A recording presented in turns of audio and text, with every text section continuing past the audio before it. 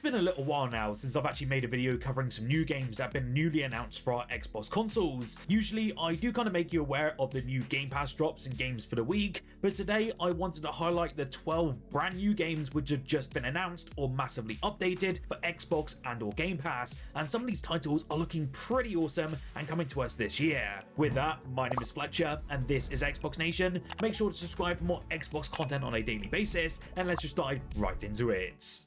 First up, we have an interesting one coming out from Saber, the same dudes behind the SnowRunner and Expeditions franchise. They are now bringing us a new game which is called Docked, and it's finally got a release date as well of the 5th of March. In this one, you take control as the lead operator, and you'll be tasked with getting your hands on the daily operation and continuous expansion of your father's dock in the wake of a devastating hurricane. When all of the ships do roll in, you will of course have to unload all of that heavy cargo. You'll then have to also stay on top of the repairs and maintain massive equipment to then foster the growth of your operation, and in all honesty, this is going insanely in depth, even more than I ever expected from a game like this. You can expect precise vehicle movements, some very realistic systems at play, and a ton of stuff for you to dive into right out the gates. These games have never disappointed me, and this looks like another gem from the Saber team.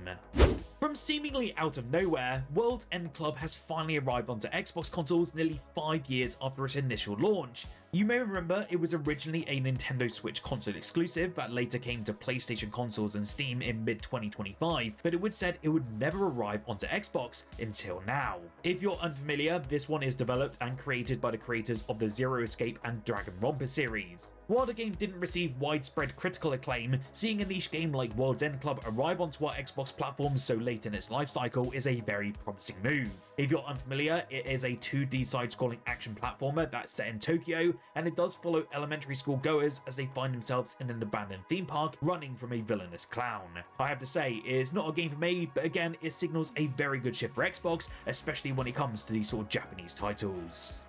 Incantation is a really cool looking cinematic Asian horror game that's been adapted from the live action Taiwanese film of the same name, and it will be launching this April, and it just launched a demo as well onto the Xbox Store. This is a primarily 3D first person experience, and it has been designed to authentically recreate aspects from Taiwanese culture, folklore and landscapes, and you'll be assuming the role of a mother searching for a missing daughter. This takes you to the haunted Chen family village, a place that's going to be stalked by an evil deity and then overtaken by some pretty evil cultists. You'll have to solve stuff like environmental puzzles, locate key items and clues to survive while dealing with supernatural threats from all sides. I know, but I won't be diving into this one as I really don't like horror games, but hey, if you are interested, it is also listed with a 10% pre-order discount if you're going to be picking this one up. Square Enix have finally announced that Final Fantasy VII Rebirth is heading to Xbox on the 3rd of June this year, following an appearance at Nintendo's Partner Direct showcase earlier last week. This is the second part, of course, to Square Enix's complete remake of the classic JRPG, with the first part launching onto Xbox last month in the form of FF7 Remake Intergrade. Rebirth, though, is a much more expansive affair where Cloud and his friends will set out on a journey across the planet, and new adventures will await them in a vibrant and vast world. I had an utter blast playing through the first one, as I've never actually played it before, and I even put up my frame rate and comparison video to showcase how good this port was on our Xbox Series consoles. The pre-orders for this one are live now as well on the Xbox Store, featuring a lovely 20% discount at the time of this video, and you can also get some lovely little digital goodies if you choose to do that. Are you going to pick up this new Final Fantasy? I'd be keen to hear your thoughts on it in the comments down below. If you've got an eager eye, you've probably seen that the First Descendant has popped up on Xbox Game Pass, and you might be a bit weirded out as well, as the game is actually free to play. I mean, anyone can download it and play it without purchasing Game Pass, but now Xbox is promoting it under the Game Pass banner, because subscribers will now receive some extra perks and cloud access, not because the game itself is locked behind the subscription. For all of you Xbox Game Pass Ultimate members, the biggest benefit of course will be Xbox Cloud Gaming, which will let you stream the game instead of installing it. All other Game Pass members, no matter your tier though, apart from Essential, will get occasional exclusive in-game bonuses such as cosmetic items, boosts and starter bundles tied to seasonal updates. I guess it's good to see some extra benefits on the service. I don't really know how popular the First Descendant is these days, but hey, more goodies are always welcome these days. A brand new co-op game that has brought a new twist to the genre just got announced over the last week as well, and it's called WheelMates. This one has you taking control of RC cars to navigate the house of a scientist, solve all sorts of puzzles and so much more. It's actually being likened to stuff like It Takes Two and Split Fiction, so imagine RC racing but with a side-by-side picture, which is certainly going to be very unique in this experience. Perhaps one of the most important decisions will be who's going to be the red car and who's going to be the blue one. I have to say, big decisions there. The devs have also said there'd be various power-ups around the house of WheelMates, allowing us to solve different puzzles, go into different combat scenarios and a little bit more. It only has a 2026 window at the time of this recording, so I do expect it to come in the latter half of this year, but we should see more about WheelMates from this small little indie team in the very near future.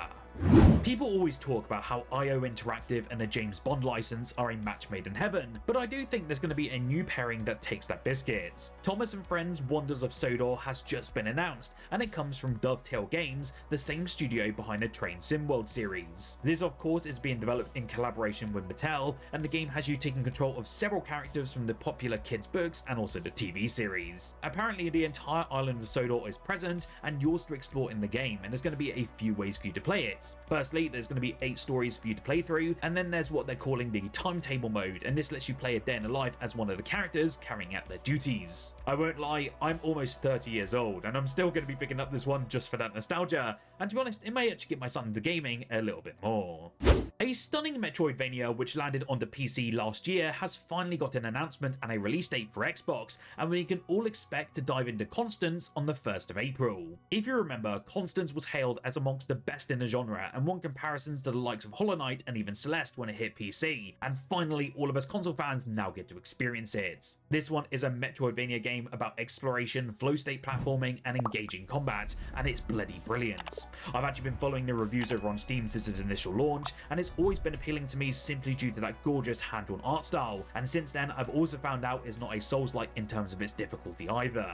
That has me so pleasantly surprised, as I'm someone who actually prefers the likes of Ori compared to Hollow Knight, and it's going to be similar in that regard. Still is very highly praised, and I cannot wait to finally get my hands on it later this year.